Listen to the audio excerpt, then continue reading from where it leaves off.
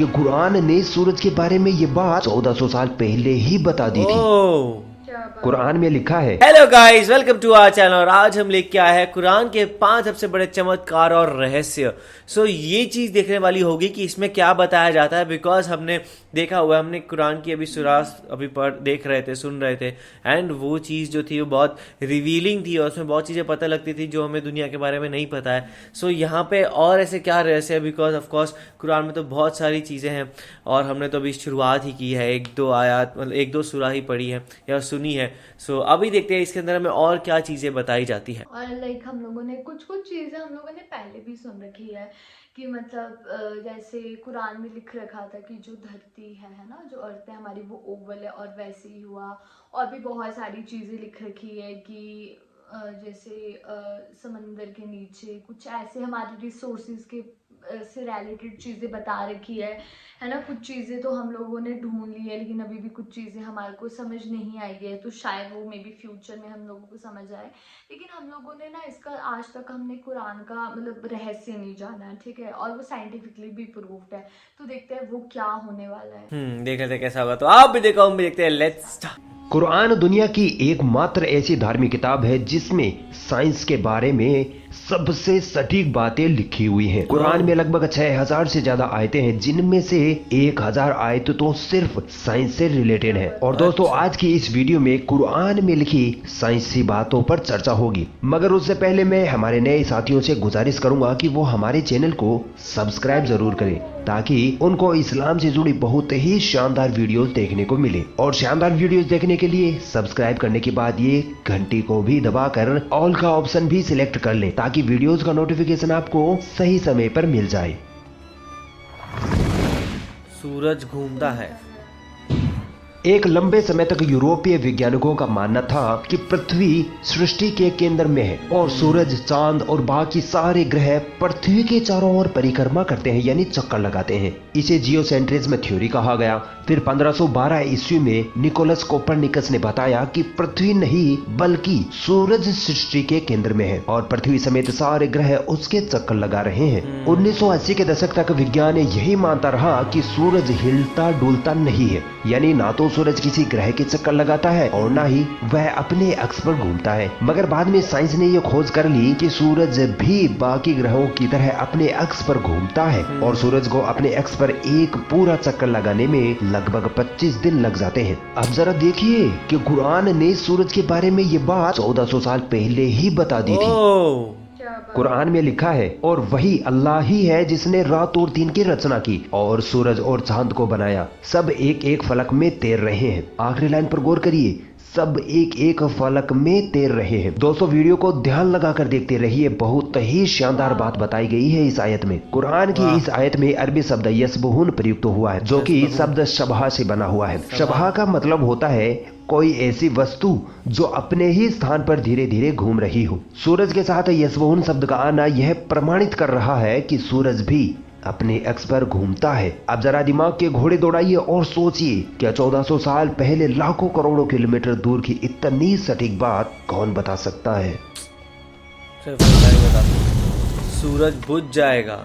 ओह दोस्तों, सूरज का प्रकाश एक रासायनिक प्रक्रिया का नतीजा है जो सूरज के धरातल पर करोड़ों सालों से जारी है। वैज्ञानिकों का कहना है कि एक वक्त ऐसा आने वाला है जब ये रासायनिक प्रक्रिया बंद हो जाएगी और सूरज पूरी तरह से बुझ जाएगा, जिसके कारण धरती पर जीवन समाप्त हो जाएगा। अब जरा कुरान की इस आयत पर गौर करिए, और सूरज वह अपने ठिकाने की तरफ चला जा रहा है। इस आयत में अरबी शब्द मुस्तकिर का इस्तेमाल हुआ है, जिसका मतलब होता है एक निश्चित समय या एक निश्चित जगह। वैज्ञानिक आज कहते हैं कि सूरज एक निश्चित समय के लिए है, एक दिन वह खत्म हो जाएगा। सोचिए, 1400 साल पहले कौन था जिसने सूरज के बारे में इतनी सटीक बात कुरान में लिखी होगी? यकीनन वो मेरा रब अल्लाह ही है। Big bang. दोस्तों 80-90 साल पहले दुनिया का सबसे बड़ा सवाल ये था कि ये दुनिया ये यूनिवर्स वजूद में कैसे आई। फिर अचानक 1931 में एक वैज्ञानिक जॉर्ज लेमेत्रे ने कहा कि ये यूनिवर्स पहले एक सिंगल पॉइंट थी। फिर एक धमाका हुआ जिसकी वजह से ये चांद, सूरज, सितारे, पृथ्वी सब वजूद में आए। फिर कई सालों तक इस पे खूब रिसर्च हुई और इस बात को वैज्ञानिकों द्वारा मान लिया गया कि हाँ एक धमाका हुआ था जिसकी वजह से ये यूनिवर्स वजूद में आई। फिर इस थ्योरी को नाम दिया गया बिग बैंग, यानी एक बड़ा धमाका। दोस्तों कायनात की उत्पत्ति का पता तब लगाया गया जब बहुत से आधुनिक उपकरण मौजूद थे, तेज दिमाग वाले वैज्ञानिक मौजूद थे। तो ये कोई ज्यादा हैरान कर देने वाली बात तो नहीं लगती। हैरान कर देने वाली बात तो तब लगे जब इसी बात को 1400 साल पहले ही बता दिया गया हो, जिस वक्त ना कोई उपकरण था, ना कोई टेलीस्कोप और ना ही कोई तेज दिमाग वाला वैज्ञानिक। तो दोस्तों हैरान हो जाइए क्योंकि ये बात 1400 साल पहले कुरान में बता दी गई थी।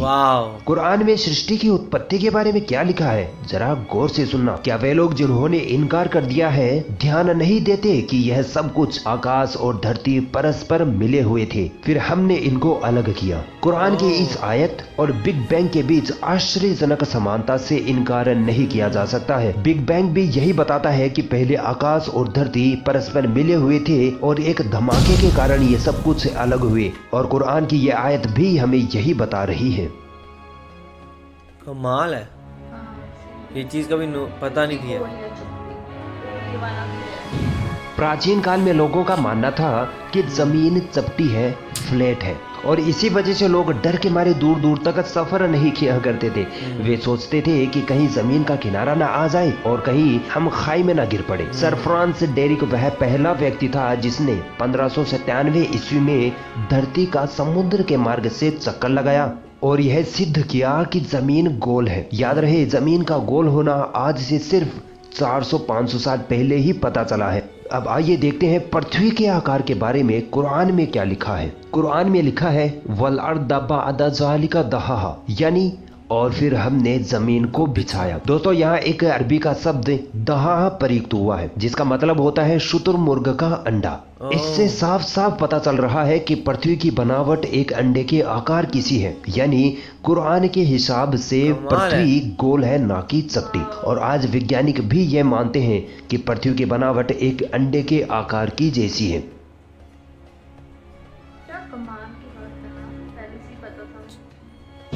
दोस्तों लोग पहले ये सोचते थे कि चांद की जो रोशनी है वो चांद की खुद की रोशनी है, मगर आज साइंस हमें ये बताती है कि चांद की रोशनी उसकी खुद की रोशनी नहीं है बल्कि सूरज से ली हुई रोशनी है। यानी सूरज का प्रकाश जब चांद पर पड़ता है तब हमें चांद चमकता हुआ दिखाई देता है। मगर ये अद्भुत बात कुरान में 1400 साल पहले ही बता दी गई थी। कुरान में लिखा है वही है जिसने सूरज को उजालेदार बनाया और चांद को चमक दी। इस आयत में सूरज के लिए अरबी शब्द शम्स इस्तेमाल हुआ है जिसका अर्थ होता है सुलगता हुआ चिराग या मसाल या दिया।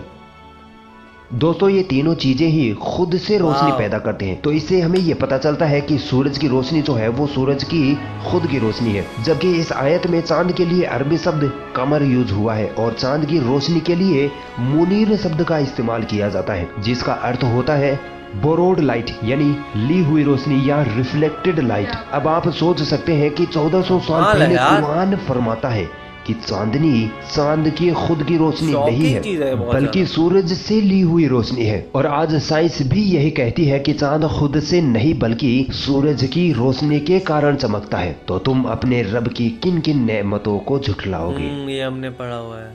सीरियसली वीडियो बहुत ज़्यादा शॉकिंग थी क्योंकि हम लोगों को मतलब हम जैसे मैंने स्टार्टिंग में कहा था कि कुछ चीज़ें तो हम लोगों ने पहले भी देख रखी है, जैसे अर्थ ओवल है ना, ये कुरान में लिख रखा है।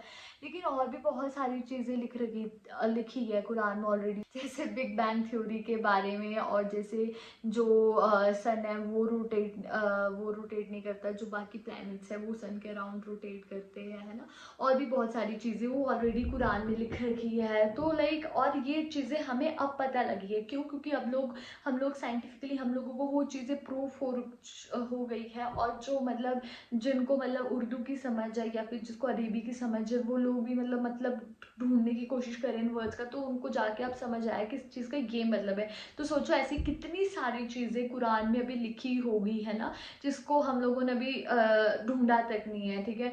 और जब वो चीज़ें पता लगेगी और वो जब साइंटिफिकली प्रूव्ड हो जाएगी, तो सीरियसली वो बहुत ज़्यादा शॉकिंग होगा हम सभी के लिए, चाहे वो मुस्लिम्स हो चाहे नॉन मुस्लिम्स हो, सबके लिए वो बहुत ज़्यादा शॉकिंग होगा। और इसमें मतलब जो जो चीज़ें थी यार, मतलब कितना ये शॉकिंग है ना कि ये मतलब हम लोगों को ये चीज़ प्रूव करने में इतनी साल लग गए, और ये सारी चीज़ें पहले ही कुरान में लिखी हुई थी।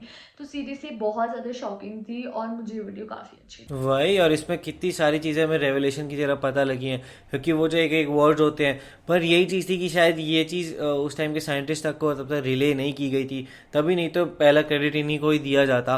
और अब हमें उसको सिमिलैरिटीज़ मिला पा रहे हैं कि अच्छा ये कहा गया था या ऐसे बताया गया था, और किस तरीके से ये चीज़ें इतने साल पहले बताना कोई बहुत बड़ी चीज़ है।